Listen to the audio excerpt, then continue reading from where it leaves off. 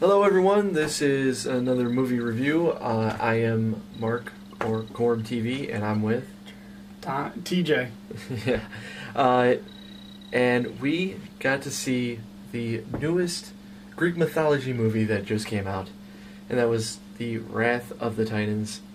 This is a sequel to the remake of The Clash of the Titans that came out a couple years ago, and before we get to this, let me just tell you, I hated the remake of The Clash of the Titans.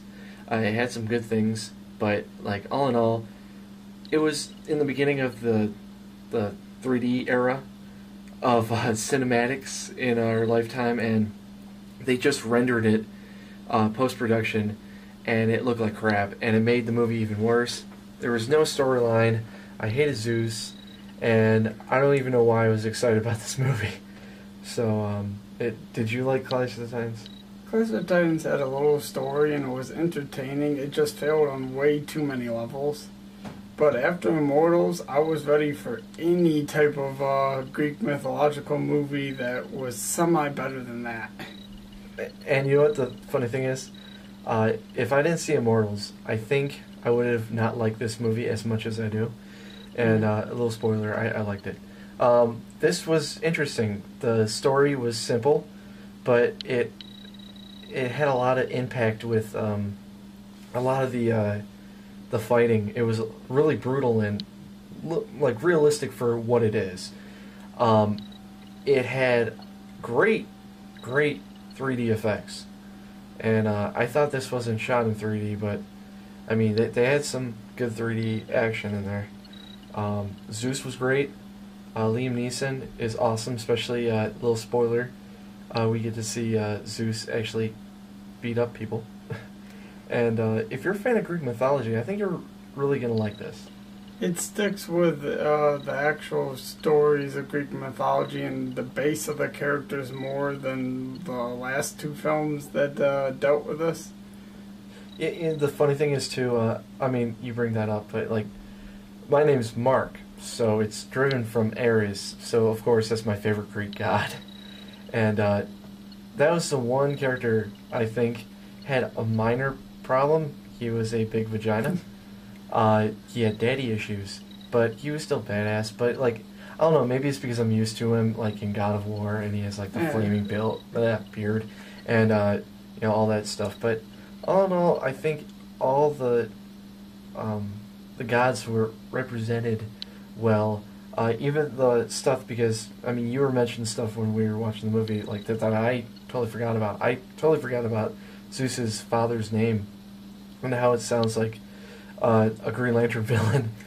But that was interesting. I wish that they filled in a little more about why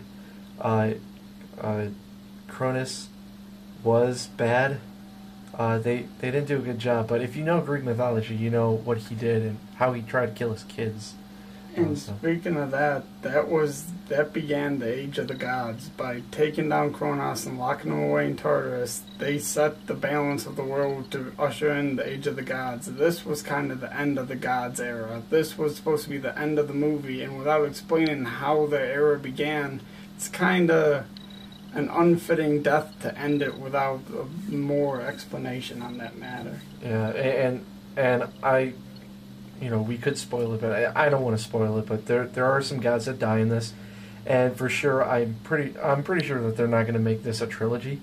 It's almost not possible at the moment. I mean, they could. It's possible. It's Hollywood. Yeah.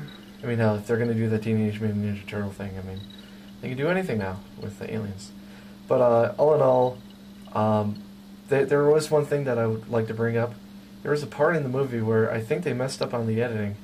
It was standard, you know, or standard size. Out of nowhere, the bottom and the top had black bars on it, and the effect came out of the black bars. It's like they forgot to double check their like the radiuses or something, or parameters. Yeah, and it happened for like 3 seconds, but for some reason, throughout the whole movie, I just kept thinking, I'm like, how can you miss that? It's a Hollywood movie. But like I said, it had great 3D. It had awesome effects. I would put it on the same lines as I love the Green Lantern effects. You know, this was on the same lines as that. I think the stages and the backgrounds were amazing. So which one was better? Green Lantern's 3D effects or this one? 3D effects, I have to give it to this one.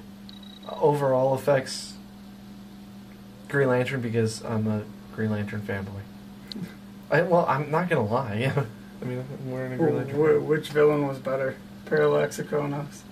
Kronos. Well, I mean, technically, Parallax in that. Well, anyway, that's for another thing.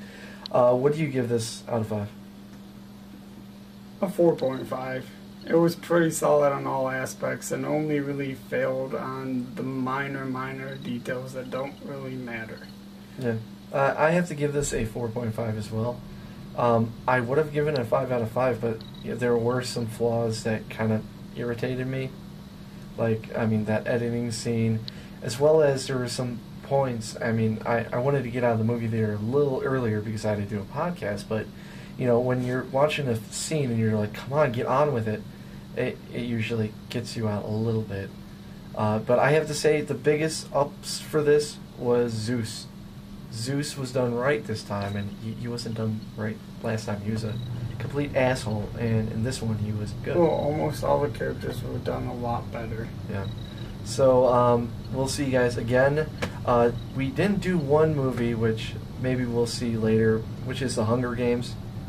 And I've heard good things about it, and I don't know if this guy's going to see it, but I'll see it, and maybe I'll do a review of it or something. But right now, this is my favorite movie of the year. But that's not saying much because... This is the one to beat so far. Yeah, and I never thought I would say that. So we'll see you next time, and see you at the movies. Peace.